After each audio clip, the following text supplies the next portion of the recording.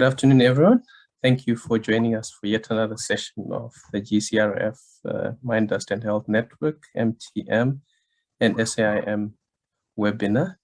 Today, we are going to have Mr. Sibusiso Masanabo speaking to us, and I'll give a brief introduction of him and as a speaker. Before I do that, I'm going to also go through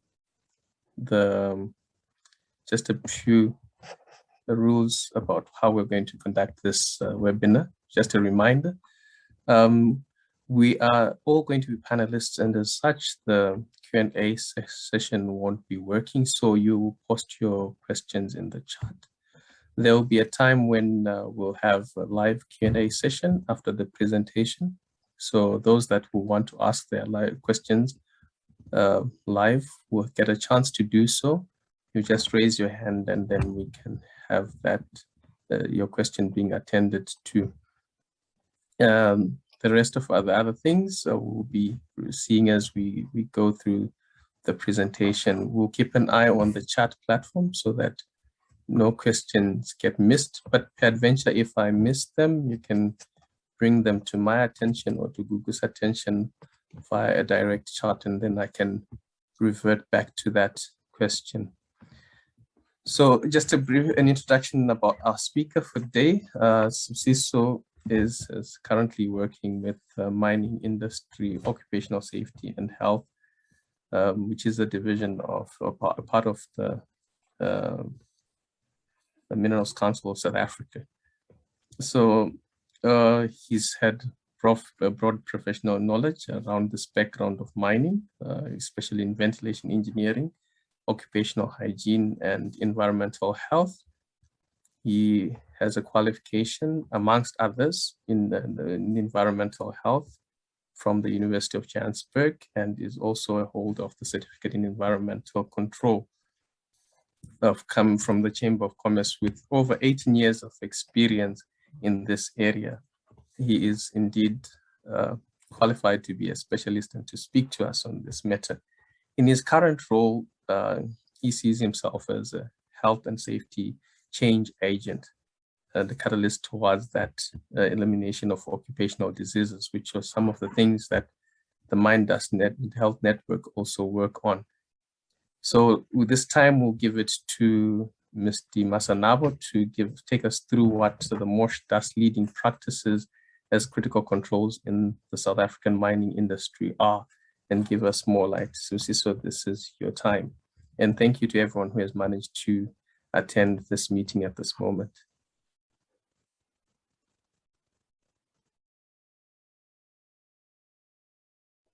Sorry, Sibusiso, I think you're on mute. Sorry for that. But thank you, Edwin, for the wonderful introduction, and greetings to everyone. I must appreciate the opportunity to speak to you today.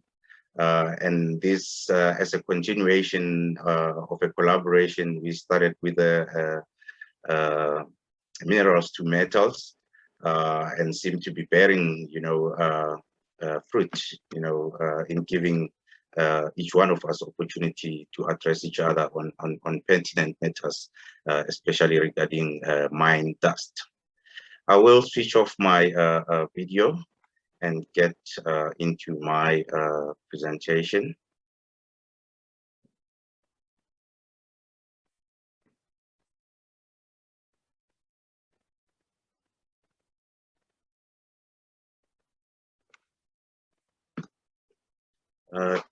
Edwin, just a confirmation if you can see the presentation. Yes, I can see it.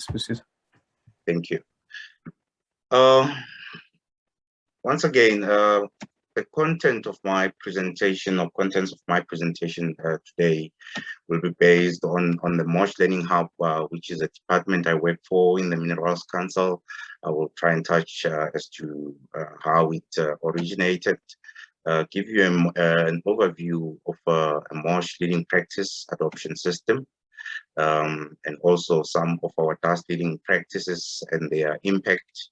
And lastly, how these leading practices fit into the critical control management framework.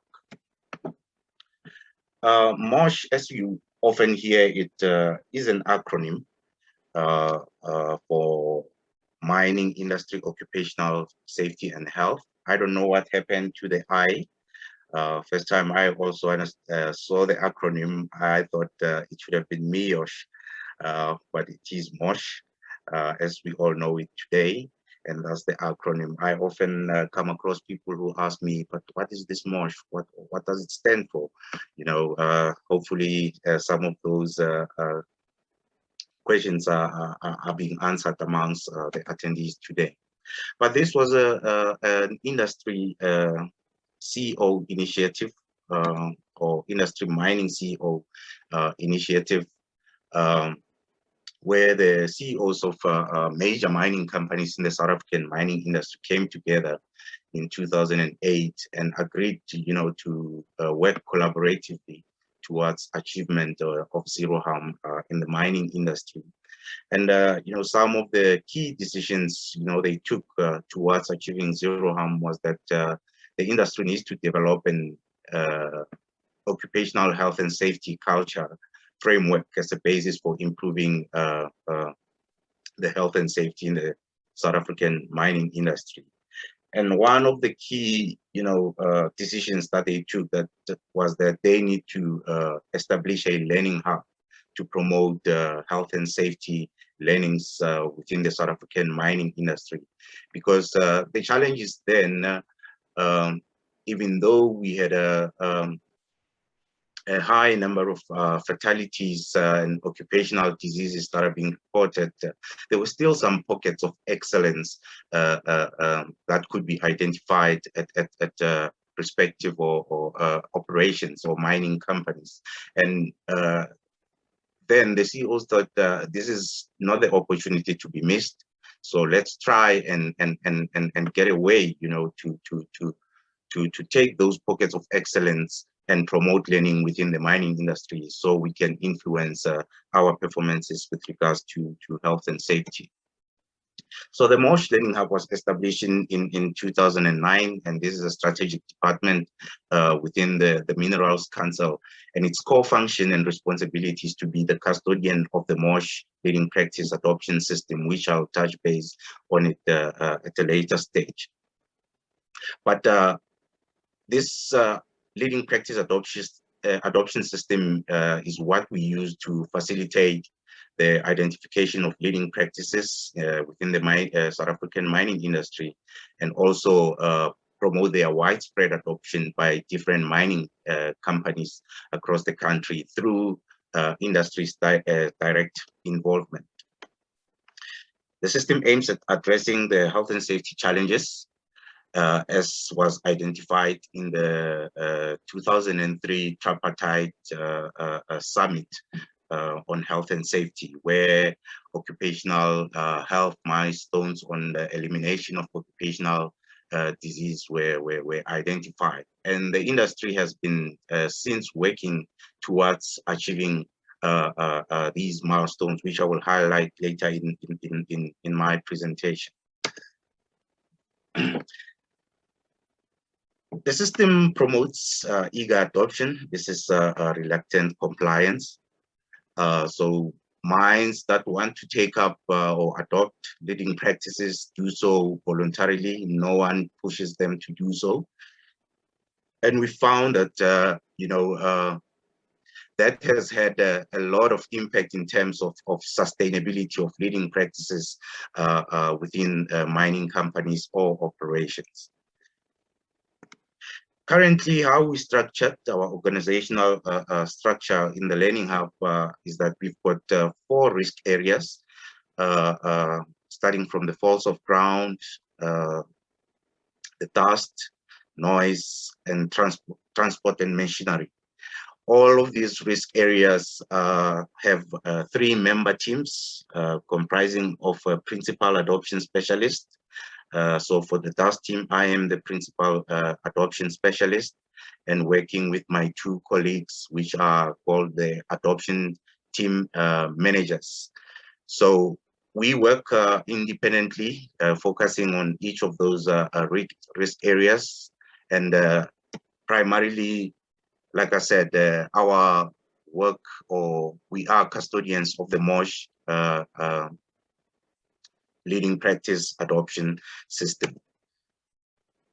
What is this MOSH leading practice adoption system? It is a system that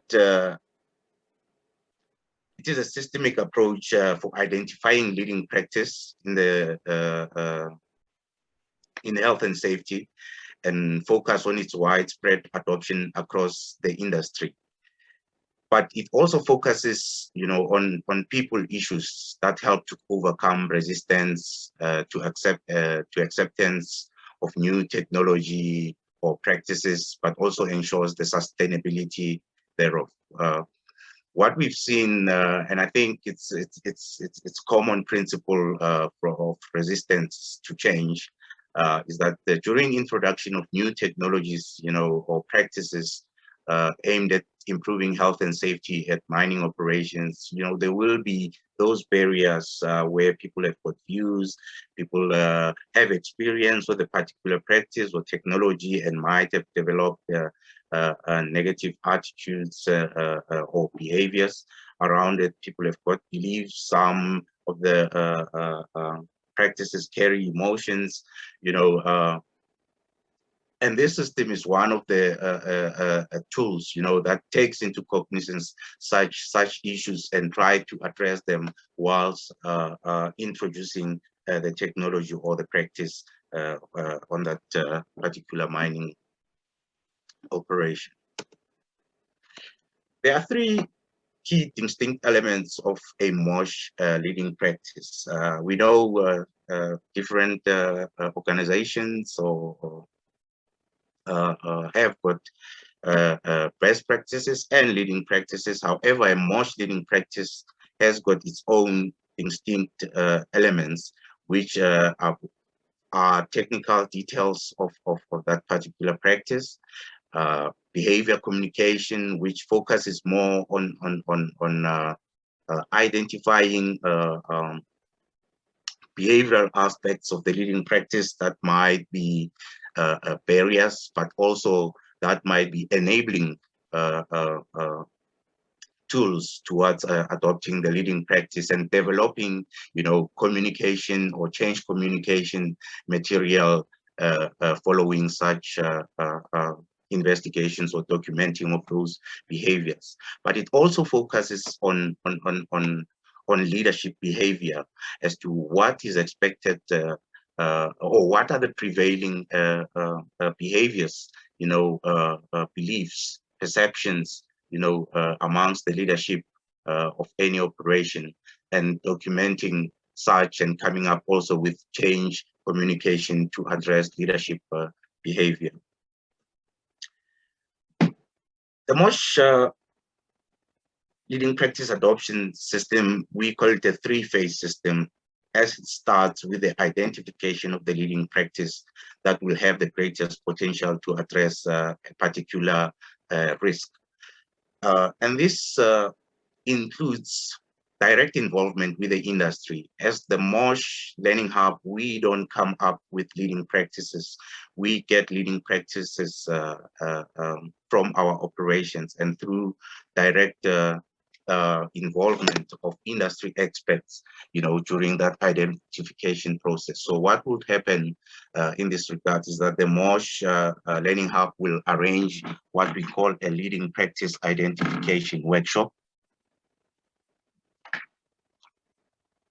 where industry experts will be invited into the workshop, and several mines were tasked at that point in time, maybe are called best practices, are being used, to come give presentations on what has been or have they been using, as part of mitigating the dust risk, but also working towards achieving the occupational health milestones.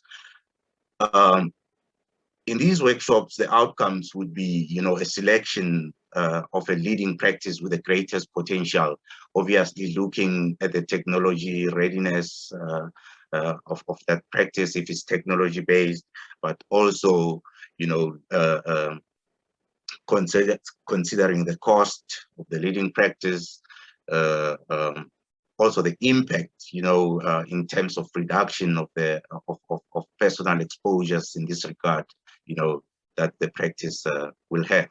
And out of that, we'll come up with a leading practice. And what we've seen in the past, say, 4 years, is that we've come out of a leading practice workshop with more than one leading practice being identified. And what we've done is since to prioritize, you know, as to which one maybe has the most impact and start our process of documenting that leading practice, which we deem to be as high priority. The second phase will be to document the leading practice. We've got a prescribed way of how we document leading practices, where the adoption team managers, including myself as the specialist, would visit an operation, investigate all those aspects of mention of a leading practice as to whether technically or document the technical aspects of the leading practice, but also document the behavioral aspects, the prevailing mental modes at a respective operation, but also amongst the leadership of that particular operation. And during this phase, we would produce what you call a source mind report of all the findings that we found at that particular mine with regards to that practice. We will subject this practice to, you know, to scrutiny as to does it conform to certain elements of MOSH practices, as to how many people does it impact, you know, identify barriers that might make or break the adoption of this leading practice. And from that process, normally we decide whether this is a full leading practice or a simple leading practice. And by that, by a full leading practice, I'm alluding to that the practice will have maybe a lot of behavioral aspects to be considered. Hence, the communication plan or material, you know, needs to be that needs to overcome such challenges or resistance. Whilst the simple leading practice might have fewer, you know, behavioral considerations in that matter. So out of the documenting of a leading practice, what would come up with is the ultimate outcome would be what you call a leading practice adoption guide. So this is a guidance document that will guide any adopting operation step by step as to how they can roll out or adopt this leading practice at their particular operation successfully. Once the adoption guide has been published, we facilitate the widespread adoption of the leading practice using what we call a community of practice for adoption. So we would have a leading practice launch workshop. So in these visual times, we're going to have another launch, which will be our first one that we do virtually. But previously, we used to organize a day which we called a launch day of a particular leading practice, where we would present the leading practice as documented from a source mine to the broader industry. And people would sign up or raise their hands if they've got interest on adopting the particular leading practice. And all those that register on that particular day of the launch will form the community of practice for adoption. And this is a platform, you know, where we promote learning and sharing on the adoption journey. So if one mine, is leading the journey in terms of completing their adoption steps as guided, as stipulated from the guidance document, will be able to share to the next mine their experience, what the challenges were, what the barriers were, how it was overcome, how did they how were they able to overcome such barriers. So it becomes that platform to learn and share. And we also use this platform to track progress, amongst adopter operations as to whether they have fully, adopted the leading practice or not. And if not, address such challenges in this kind of forum. The MOSH task team itself, since its inception, has come up with a number of leading practices. And in 2008, as a research outcome, a FOGA dust suppression system was formed, launched in 2008. This was actually launched before the Learning Hub was established. But this system is a suppression, a water-based suppression system that can be customized and installed at any dust-producing activity or process. And most mines have installed this system, at intake airways to reduce the dust load in ambient air. The second one was a foot wall and side wall treatment, which is applicable to all underground mines where high dust level may be encountered, especially in airways, intake or return where people travel. But many, many mines have also extended to all other, workplaces or haulages where people just work or travel on a regular basis. So this also it's involves or spraying of a dust surfactant or liquid-based dust surfactant on your foot wall and side wall to keep your dust in an inert state where it cannot be agitated or activated to be airborne by either traveling or air velocities in that particular airway. In 2013, we launched the scraper winch covers, which is applicable to all operations that use winches for scraping or cleaning or for all conveyance. It's basically a barrier type of a screen that prevents, or a barrier between the human and the scraper itself, and thus preventing inhalation of airborne dust.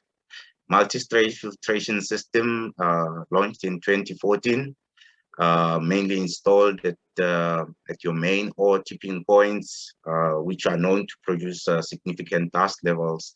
And this also has been widely, adopted within the gold, platinum commodities.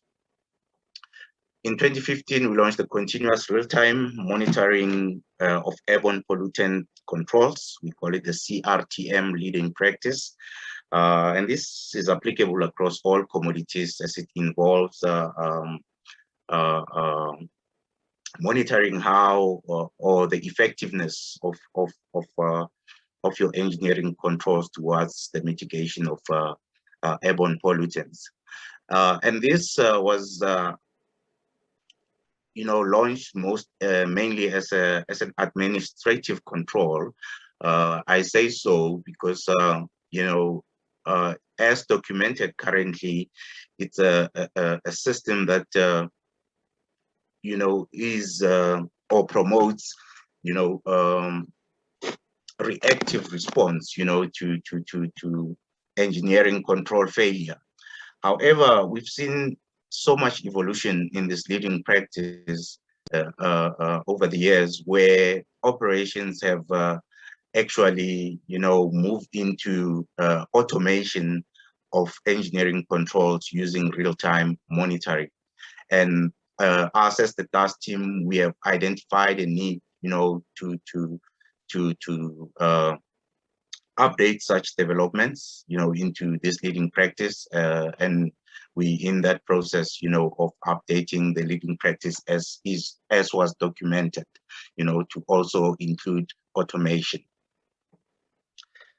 The conveyor belt automated transfer point dust suppression system, we call it the CBET, simple leading practice, was launched in 2019. It's applicable to all underground coal mining operations to reduce ambient dust load, especially at conveyor belt transfer points. It's also a water-based system, but based on the principle of water quality, where the system will comprise of a filtration system. So water is being filtered in this regard.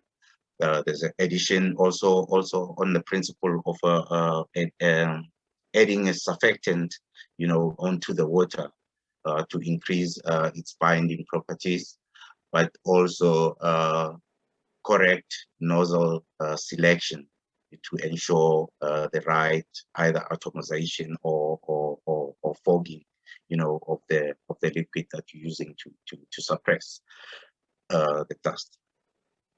We are currently, like I said earlier, in a process of launching our next leading practice, which is the in-stope atomization for dust suppression, documented from the gold community, but it's applicable to all underground hard rock mining operations where scraping operations using winches are being applied. But also, this practice has also indicated significant benefits, from eliminating or mitigating the dust risk, especially at source. So we will be launching. I'll be happy to extend the invite to this forum to attend this launch.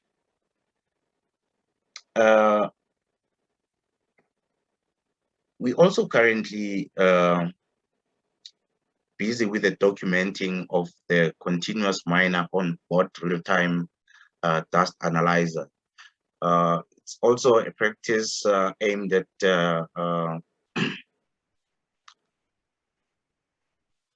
or it's a system which is aimed to warn the operator, on control failures, but also trigger his response to such controls. So it's basically monitoring the dust loads at the source and enabling the operator of the continuous miner to respond to any dust engineering control failures.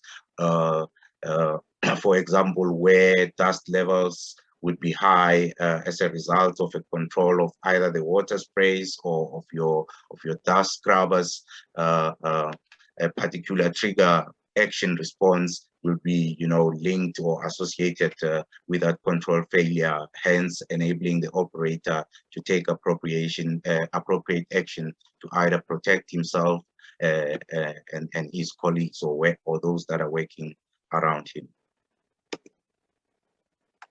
We, as the dust team, we have launched a compendium, on all the leading practices that I've just mentioned, except the two that we will be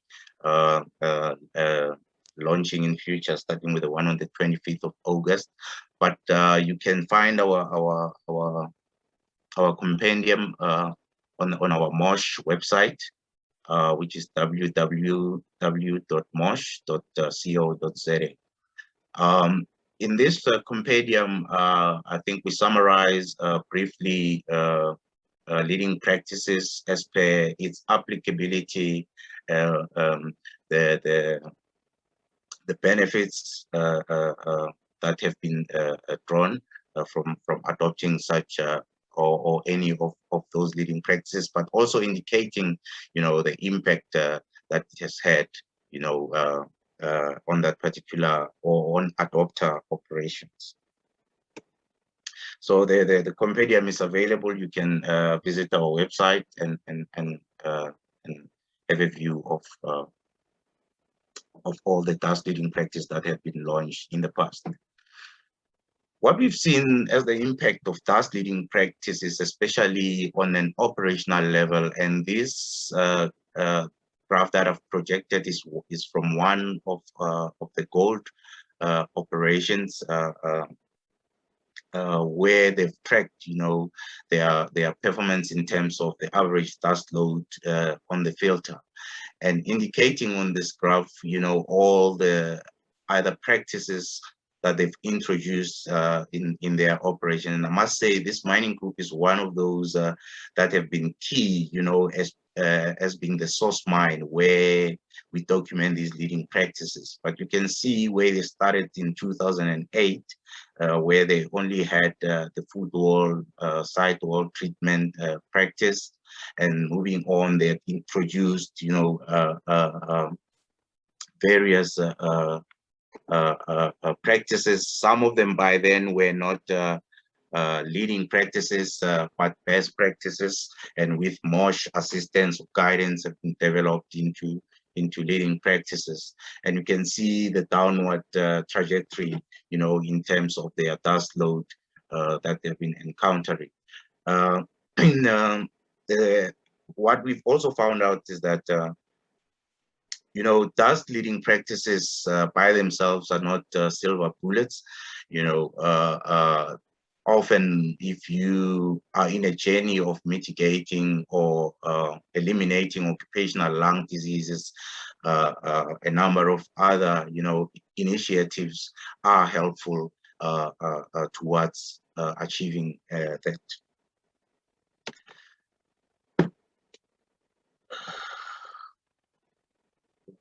I think I've missed or misplaced one of my slides, but I also wanted to indicate the impact that it has had, or task leading practice has had on the number of reported silicosis cases since 2009.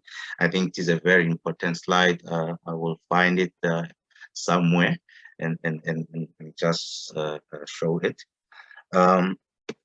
But yeah, we view these leading practices, as, or most of them, as critical controls. The ICMM Health and Safety Critical Control Management Guide, defines a control as an act, object, or system, or a combination of the two, intended to prevent or mitigate an unwanted event. But it further, defines a critical control as a control that is crucial to preventing the event or mitigating the consequence of the event. The absence or failure of a critical control would significantly increase the risk despite the existence of other control. In addition, a control that prevents more than one unwanted event or mitigates more than one consequence is normally classified as critical. And like I said, we view our task leading practices as critical controls, or some of them that they can be applied as critical controls. And hence, we seek to align and conform to the ICMM framework on critical control management. And this, follows or is part of the Minerals Council's Kumbulekaya strategy on elimination of fatalities, where one of the objectives is strengthening zero harm enabling systems. We currently in a process where we facilitating the identification of material unwanted events across the 4 risk areas that I've mentioned before: force of ground, noise, task, and transported machinery. where we currently, compiling through direct involvement with industry, the industry bow ties analysis, which highlights all the MUEs, but also highlights or distinguishes between or identifies controls and a selection of critical controls where also the performance and reporting of these controls can be defined, where accountabilities can also be assigned. So going forward, the MOSH dust leading practice, would like to conform to this ICMM framework.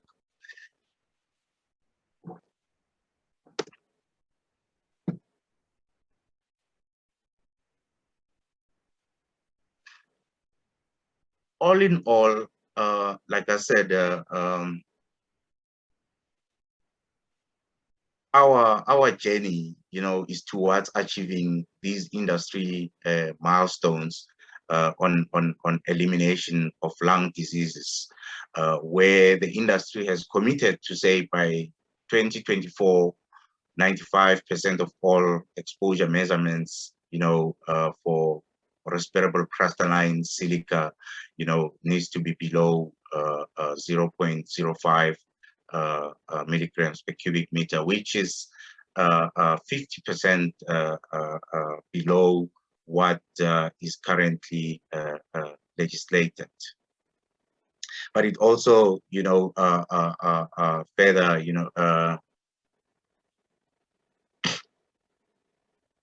requires a reduction in the exposure measurements on platinum dust, where they shall be below 1.5 milligrams per cubic meter, and also for coal dust 1.5.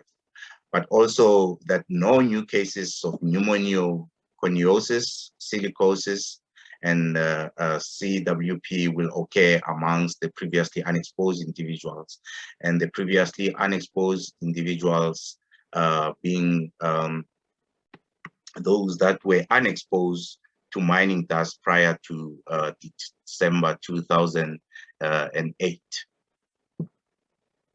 So yeah, our journey is targeted at achieving this milestone, and using our key tool as the MOSH adoption system in identifying leading practices, but also promoting their widespread adoption. I think I would leave it at that today, and allow any questions if there are any. But bottom line, our favorite quotes is that as an industry, we've had enough. Therefore, enough is enough.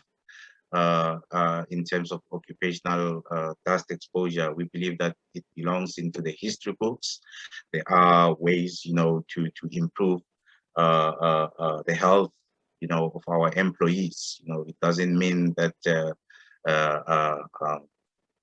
although God created a man from dust, therefore a man have to perish because of dust. So, ladies and gentlemen, those that are willing to adopt MOSH leading practice, we promote such. And thank you for your time and the opportunity today. And like I said, I will take any questions if there's any. Thank you.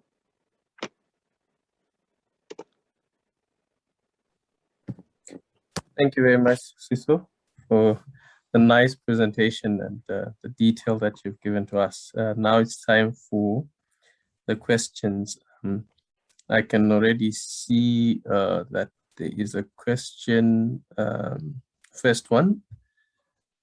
It says there was an MOU or MOA between MOSH and MHSC. Is this still in place?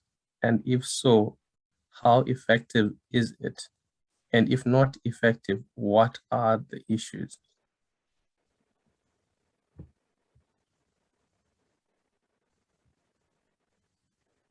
Yeah, the MOU between the MHSC and MOSH is still in place. And I must say, yes, previously there were challenges in terms of that MOU where, the terms of reference were not maybe relevant. But I must say it has since, the situation has since improved. But our role as MOSH into this MOU, is to make sure, that the research process, from its identification, the execution, the delivery and dissemination of research projects, it's done timeously, and that it produces good quality work. So as MOSH, we sit in various committees of the MHSC, from the research identification committees, RDTC, from the research delivery committees, and also the research dissemination committees. And that has allowed us, to influence, either the quality or the duration in terms of the research projects. And like I'm saying, that has picked up momentum where, we do have our collaborative MOU meetings quarterly, we can update, where we update each other on projects, but also we do sit in those now SIMREC MHSC project or MHSC committees, and where we are able to, make significant impact in terms of influencing processes. So yeah, I think it is still, just to be get back to your question, it is still in existence, and we've seen some momentum in that regard. We hope it will yield more quality. Our involvement, I think, will yield more quality from that. Thank you. Thank you, Francisco. The second one coming through is from Leonard. Is there any work on stockpiles on the surface and plants? Currently, no work that has been documented on surface and plants. And one of the strategic objectives of the team this year, was to broaden, our scope, and especially then considering open cast mines, but going into a leading practice identification workshop, which we going to have one in November, or we envisage to have one in November. These are some of the things we want to look at as to, in terms of surface operations, what can we look at, and are there practices out there, that, focus on the risk that is not there. Because like I said, we don't come up with leading practices, but we identify what's out there, document it, and promote its widespread adoption. So if you know of something, or you have a practice that you apply at your respective operations that you think can benefit the industry, you're more than welcome to approach MOSH to say, we've got this, you can come have a view on it, and MOSH will take it further, or include it as part of the identification process, where it can be assessed by industry experts if it can have significant benefit to the health and safety of employees at the mining operation. Thank you. Thank you, Francisco. Another question, similar question from May and Jim. They are both asking, what effect have these interventions had on new disease levels? And hence my slides that I wanted to share, because on that slide I am showing the statutory reported levels, in terms of silicosis. However, one can visit or get the DMRE report, on occupational health, where occupational diseases, are indicated. But what we have observed over the years, is a downward trend, in terms of these occupational diseases. As I'm speaking to you, Gledwin, I'm trying to desperately share that that slide. I don't know how I missed it from my presentation, but maybe to answer the question, we've had a significant reduction in terms of silicosis cases that have been reported since 2009, up to 2019, which was the latest report published by the Department of Minerals and Energy. I cannot on top of my head maybe say so much percentage reduction, but we've moved from numbers above 1,600 to numbers below 400, around 374, if I'm correct, which is a significant improvement. Knowing that in between that 2009 up to now, the inception of the Learning Hub in 2009, seeing the impact at the individual operations, as I've indicated, definitely that these leading practices have had, that impact, and still provides an opportunity, for continuous improvement, of these leading practices, and thus, impacting towards our journey for zero harm. Thank you, Susiso, for that answer. And when the slide is found, it might also give that visual perspective to the statistics that you've shared with us as well. I'm moving on to the next question that was asked by Anton. The question was, what is the ratio of focus between underground and surface operations? Kevin, can you repeat that question again?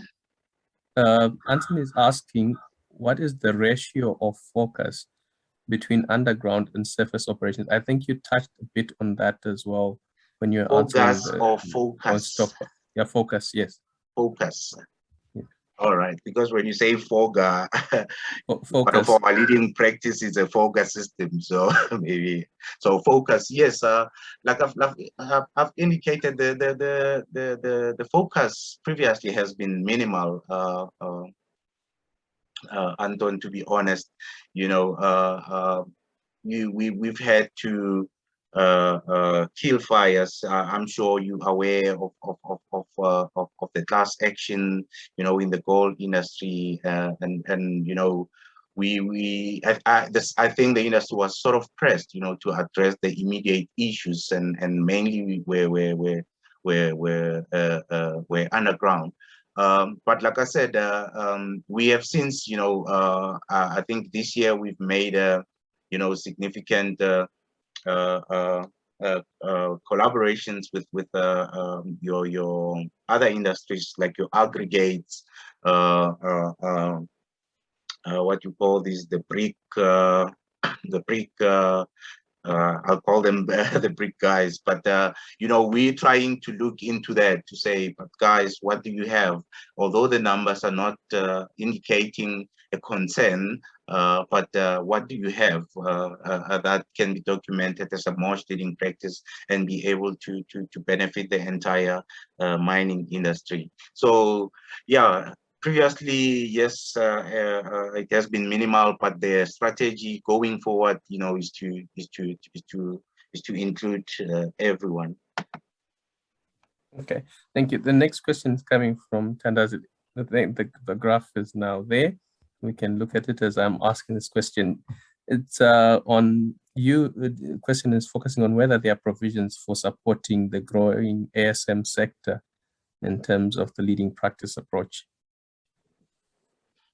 Can you repeat that again?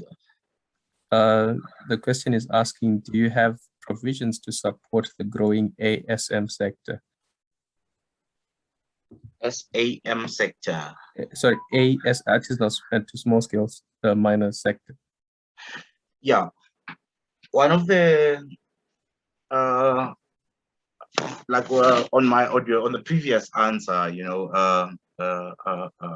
collaborations, like I said, with the ASPAS from the aggregate side, but within the Minerals Council, we also have, you know, different forums, like your small diamond producers forum based in the Northern Cape, and we have identified the need, you know, to also reach out to those guys, but this is part of our stakeholder, you know, engagement, and I think bottom line is that going forward, it's areas we want to expand, but also we implore upon, you know, people to bring forth such either invitations or suggested collaborations, you know, to the Minerals Council, and I'm sure the MOSH Learning Hub will be, you know, eager, you know, to take up any or provide any support to such, if it has got or if it will have significant impact to the mining industry in South Africa. Thank you. The next question from Harold is, what was the purpose of the introduction of silver filters around 2015? That was in the gold sector. I'm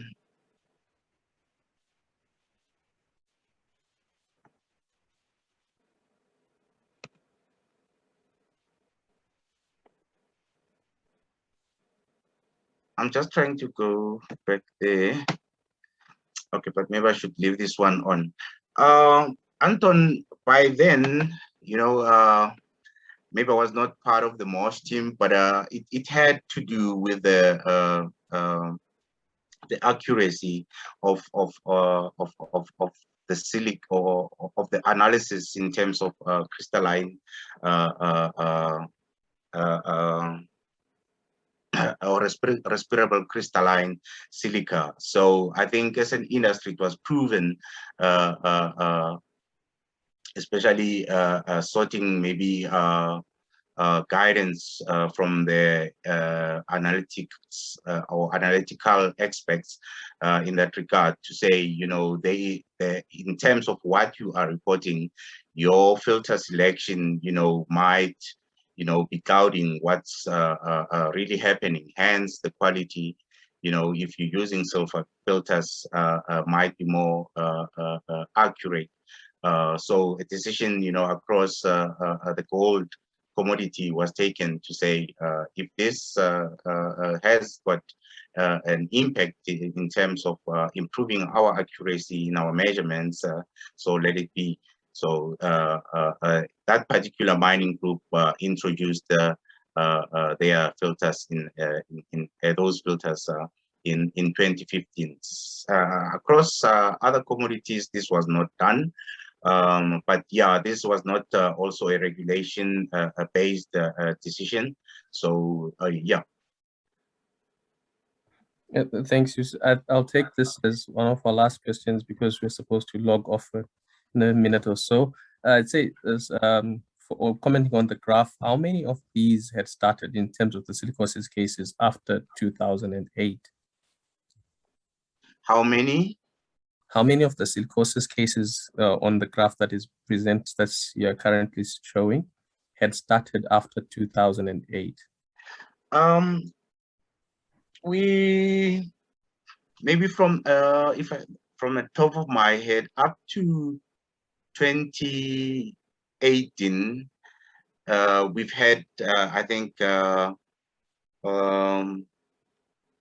8 novices. That's what we called novices. But I speak under correction, but I know there has been 8 novices that have been identified, and the DMRE has since been conducting an investigation into those as to where, how all these happen. But I don't have maybe an updated number from that 8, but I know in 2018 we had 8 novices since 2008 of silicosis. Let me just quickly squeeze in this one, Susie. So it's saying on the data that you have is this from operations that have adopted leading practices, or it's mine-wide data? This is you mean the silicosis slide? Yeah, I think so. Yes, this is the mine-wide data as reported to the Department of Minerals and Energy and Resources. Thank you very much to everyone, and thank you for the questions. You can continue sending through the questions, and we'll forward them to Sibusiso for answering post this presentation. Thank you for making your time, and thank you once again, Sibusiso, for agreeing amidst a very busy schedule to come and share with us the knowledge on leading practices. Thank you to everyone. Let's meet again on our next forum. Thank you for the audience. Thank you. Bye.